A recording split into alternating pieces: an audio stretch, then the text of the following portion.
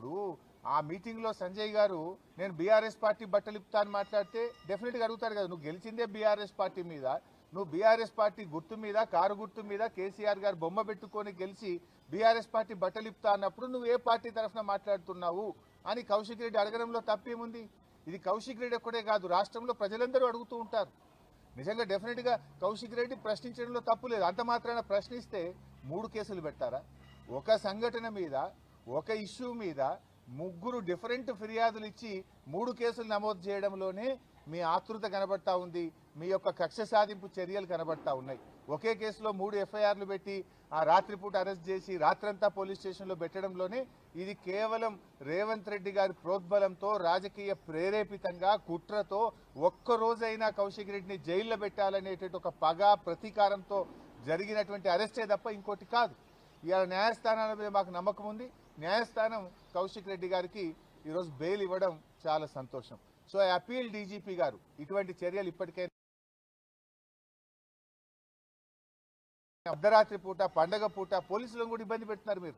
పాపం పోలీసులు కూడా పండగ పూట కూడా వాళ్ళకి టెన్షన్లు పెట్టి పోలీసులను కూడా నిద్ర లేకుండా చేసి పోలీస్ వ్యవస్థను, మీ కింది స్థాయి పోలీస్ అధికారులను, ఉద్యోగులను కూడా మీరు ఇబ్బంది పెడతా ఉన్నారు. అంటే ఇది కేవలం ముఖ్యమంత్రి గారు చెప్పిందనో, ప్రభుత్వ పెద్దలు చెప్పిందనో ఈ రకంగా అరెస్టులు చేయడాన్ని మేము తీవ్రంగా ఖండిస్తూ ఉన్నాం. ఇవాళ ఇంకోటి, సంజయ్ గారు కూడా మరి కౌశిక్ రెడ్డి గారి మీద నెట్టారు కదా, మరి ఎందుకు సంజయ్ గారి మీద కేసు నమోదు చేయరు? సుమోటో ఒక్క కౌశిక్ రెడ్డి గారి మీద ఎందుకు కేసు నమోదు చేస్తున్నారు అంటే స్పష్టంగా మీ పక్షపాత వైఖరి, ధోరణి అనేటువంటిది ఇలా స్పష్టంగా కనబడుతుంది. రేవంత్ రెడ్డి గారి ఏడాది పాలన పగ, ప్రతీకారంతోనే ముడిపడి ఉన్నది. ఇలా పోలీసులు చేయాల్సిన పని, రేవంత్ రెడ్డి గారు చేయాల్సిన పని, లా అండ్ ఆర్డర్ను ఈ రాష్ట్రంలో మీరు పని చేయించండి. అసలు పోలీసులు తమ పని తాము చేసుకోకుండా ప్రతిరోజు ఏదో ఒక నాయకుడి మీద, సోషల్ మీడియా యాక్టివిస్టుల మీద కేసులు పెట్టి అసలు లా అండ్ ఆర్డర్ గాలికి వదిలేసినారు. ఏం జరుగుతుంది రాష్ట్రంలో? 23% క్రైమ్ రేట్ పెరిగింది.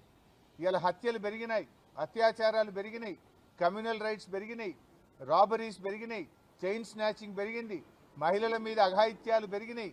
రాష్ట్రంలో ఏ జిల్లాలో చూసినా 23% లా అండ్ ఆర్డర్ పెరిగి హైదరాబాద్ ఎల్లో జోన్లోకి పోయింది. ఇంకా 4 రోజులు పోతే ఇదే పద్ధతి కొనసాగితే హైదరాబాద్ రెడ్ జోన్లోకి పోతుంది. నేషనల్ క్రైమ్ బ్యూరో ఆఫ్ రికార్డ్స్లో ఎల్లో జోన్లో కనబడుతుంది. విదేశాల వాళ్ళు కానీ, ఇతర రాష్ట్రాల వాళ్ళు కానీ ఒక రాష్ట్రంలో పెట్టుబడులు పెట్టాలన్నప్పుడు గూగుల్ ఓపెన్ చేసి నేషనల్ క్రైమ్ రికార్డ్ బ్యూరోలో చూస్తారు, ఈ రాష్ట్రంలో క్రైమ్ రేట్ ఎంత ఉంది, ఇది గ్రీన్ జోన్లో ఉందా, ఎల్లో జోన్లో ఉందా అని చూస్తారు. నువ్వు ఎల్లో జోన్లో, రెడ్ జోన్లో ఉంటే ఎవరైనా ఇన్వెస్ట్మెంటర్స్ ఈ హైదరాబాద్కి వస్తారా?